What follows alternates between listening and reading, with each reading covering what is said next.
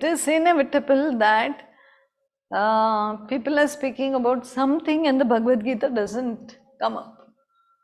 Whether it is Ashtavakra Gita, whether it is explanation of Avadut Gita, wherever any explanation comes, the Bhagavad Gita will surface. And this is again and again. So in this chapter he says, the Bhagavad Gita frequently alludes to duties dependent upon birth and position in life. So that is Varna and Ashrama. Okay? Birth and position in life and in society largely determine the mental and moral attitude of individuals towards the various activities of life. Technically, it really makes some difference as to where you are born, which family you are born, and what they are doing, what is the training, how do the parents pray or behave or do things. This will influence us, at least initially.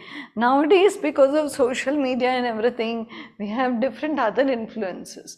But earlier it was fixed that the family will influence you in this way. They will train you in this way. That was very fixed, okay? So it does make a difference on the mental and the moral attitude of individuals towards the activities of life. Like suppose now there is a temple and you're walking on the street and then you see, then you will do all this because you're trained that way more than you are doing it out of love or devotion. Similarly, you may see something negative and you may turn your face away. See, these things are bound to happen because we are trained that way, nothing else, okay? Now, but it must be particularly remembered that the same ideals and activities do not prevail in all societies and countries. It is completely different in different countries and different people. What's going wrong? The meeting, people are getting locked out. Any issue with us or it's okay? No sound? Now it's okay. Okay. So because Devi got locked out, Mitesh got locked out, so I thought maybe our meeting is an issue. So anyway, so it must be particularly remembered that the same ideals and activities do not prevail in all societies and countries. See, the best part is the same ideals do not even prevail in different states in our own country also. If you go to Gujarat, it's different. If you go to Maharashtra, it's different. If you go to Kerala, it's different. Just touching Karnataka is different, totally. So all these cultures and everything is completely different. So an American thinks that whatever an American does in accordance with the custom of his country is the best thing to do, and that whoever does not follow must be very wicked. See, this we also do. We have this Hindus and we have this Vaishnavas, then we have Shaivites, and then we have Devi Puja, Devi Shaktas, and different traditions, you know. Some people following Buddhism, some Jainism, we are Jains, and you know, there's so much. If I'm a Jain and somebody is a non-Jain, it doesn't make them wicked or bad or horrible or whatever it is. Similarly, in all caste, we need not even think American and Indian. We can only think all Indians. There is so much cultural diversity, but there is a little bit of antagonism at times where people say, oh, they are different castes, they eat non-veg, we are Brahmins, and all this is happening. So I had a mail from Lima who had said that in Kerala the temples, they are run by the Brahmins, and the people who eat non-veg, when they go to the temple, they don't allow, they're not supposed to touch them, the priest or someone. And if they touch, the priest will go and take bath or something like that. So I was like, really? I mean, anyway, she was asking whether it is a subjective experience, you know. Yes, all this is a subjective experience. Like individually, the Brahmins feel that they are better in some way, and they have to follow the rules, and if somebody who is eating non-veg touches them, they must take bath. They are blindly following rituals without any concern or understanding about humanity. Humans, okay? Like there was this time in our country also where there was this backward class, and our great grandmother and grandmothers were of that time, and they would not touch anybody who is a backward class, and if they touch, they will go take bath and all. I also heard of these stories in our families also. But as we grow and as we mature as individuals, we have the ability to think, okay, we have the ability to analyze, we grow. We don't follow such ridiculous stuff, and wherever it is followed, we can respect it for sure. We should respect it, but not taking offense. Like suppose you go to a temple, okay, and they ask you, are you a Brahmin? And you say, no, I am a Kshatriya or Vaishya or whatever it is, and they'll say no entry. Okay, how you will feel? How you will feel will be your subjective experience. But understand that it's okay. It's okay. It doesn't matter. It's the rule of the temple. It's okay. They also don't know. It is their subjective experience. Leave it.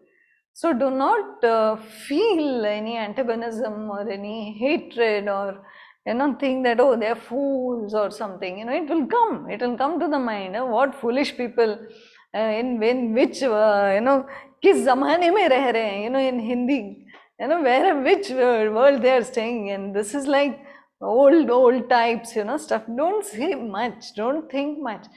If you didn't get entry, cool, go to another temple. There are many in India. So don't feel any antagonism.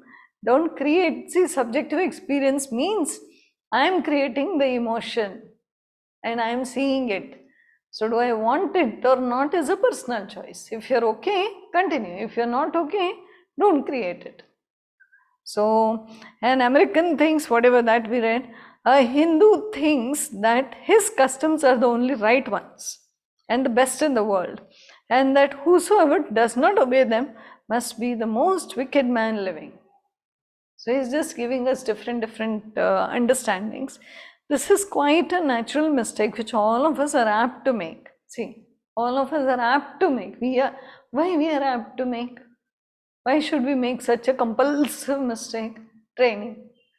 We have been trained like this. So in that temple, they are trained like that. They don't have a choice. It's like, I don't know, from childhood I was brought up like this. So I am like this. I don't know anything else. So there is no point. You can, if they're open to change, you can transform them, help them understand. If they are not, you accept them. Whether they accept you or not, you accept them. So then he says it's very harmful. It is the cause of half the uncharitableness found in the world. When I came to this country, he went to the Chicago Fair and a man pulled his turban. See, Swami Vivekananda had a lot of issues, okay? Then I looked back and saw that he was a gentlemanly. And when he spoke in English, he was like, oh, you speak in English, huh? Then he is accepting. So it's like, I think earlier in Tamil Nadu also, they speak very Tamil. They don't speak other languages. And if you speak Hindi, English, they don't entertain you. Now I don't know how it is. Earlier it was like that. And in Kerala also I faced this, that they would, compulsively, that was like 20 years ago, compulsively speak in Malayalam. And I had no clue. I was newly married and I was like, I went there and I am trying to speak in Hindi. That person is not entertaining me at all. It was a small shop and he was not entertaining me at all. So then I had to learn every vegetable's name. And if I spoke, see, after a few years, even if I spoke a little wrong, they were like, oh, you're speaking that much, no, so nice, and they will entertain, Can you see that same thing what he is saying is still there? If you enter a place and you are able to speak their language, you are more accepted.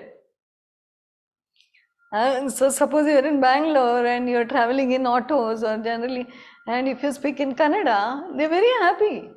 They will not take you for a ride probably. Otherwise, you will be taken 2-3 times around the city and you will not know.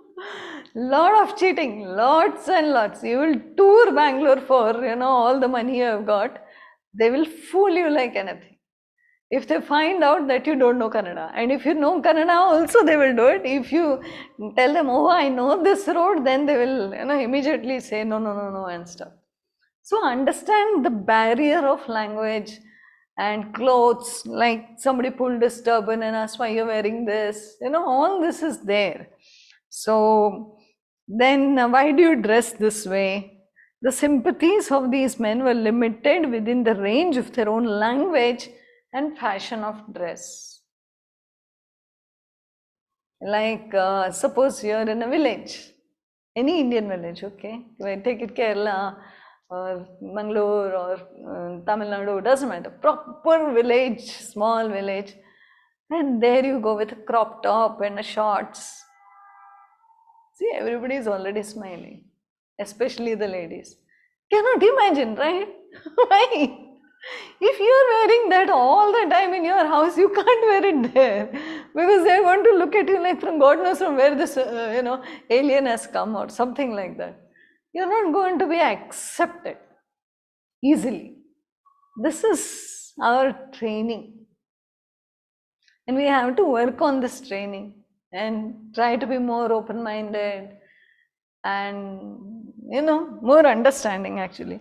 So that very man asked me why I did not dress as he did and wanted to ill-treat me because of my dress. May have been a very good man, he may have been a good father, a good citizen, but the kindliness of his nature died as soon as he saw a man in a different dress. So it is very small, very narrow actually, the thought process. So we need to see, I'm not saying don't follow the rules. Like if you go in Indian temples, so many temples, you are supposed to wear a full dress, a sari, a skirt or a midi or a shorts, you're out. For men also and women also, no short, full kapda, or you wear that mund in South India and lungi, that full covering, otherwise you are not allowed. If the boys are entering in shorts and girls are entering in jeans and t-shirt, they will say, okay, you take the dress from the entrance, you wear it and come, you can't enter. There you follow the rules, it's okay. It's culture and we follow the culture, but you are not supposed to look down upon anybody. That much we have to be careful of. That still doesn't mean that you don't follow culture. Wherever, whatever rules are, just follow them quietly. Because you want an experience, just follow it. So the next paragraph I'll read. Strangers are exploited in all countries because they do not know how to defend themselves. Thus, they carry home false impressions of the people they have seen. So that's what. Like suppose I had gone to that up from Mumbai to Kerala after marriage, and I thought, what are these Keralites? They were harassing me. They didn't give me any vegetables. I'm carrying a wrong impression because that person was a good father, a good husband, a good shopkeeper, a good man. But this one small thing, and I and many others would carry wrong impressions because of the certain behavior, because we feel exploited. We feel that why is this person not treating me normally? What is wrong if I just show the vegetable and say I want 1 kg? He's saying what? What 1 kg? 1 kilo. Or a kilo is understood, okay? It's very strange. Some English words are very easily taken. Then I learned the vegetable names. They're very, very tough, okay, in Malayalam.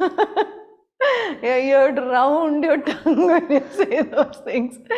But see, the positive part is I learned a new language. I was happy that I learned a new language thanks to all those. Similarly, if you go to different countries, maybe you go to US, you will always be looked down upon. You may not be looked upon as, Indians, oh Indians, second citizen, not the first grade. So all this will happen, but he is saying we do not know how to defend ourselves, so we carry on false impressions. How do we defend ourselves if we don't know the language? It is very challenging. Now go to Paris, they will not even speak English. Only French. Only French. What will we do? See, we are going to be in trouble, right? So then sailors, soldiers, traders behave in foreign lands in queer ways. Although they would not dream of doing so in their own country. Perhaps this is why the Chinese call Europeans and Americans foreign devils. They could not have done this if they had met the good, the kindly sides of Western life.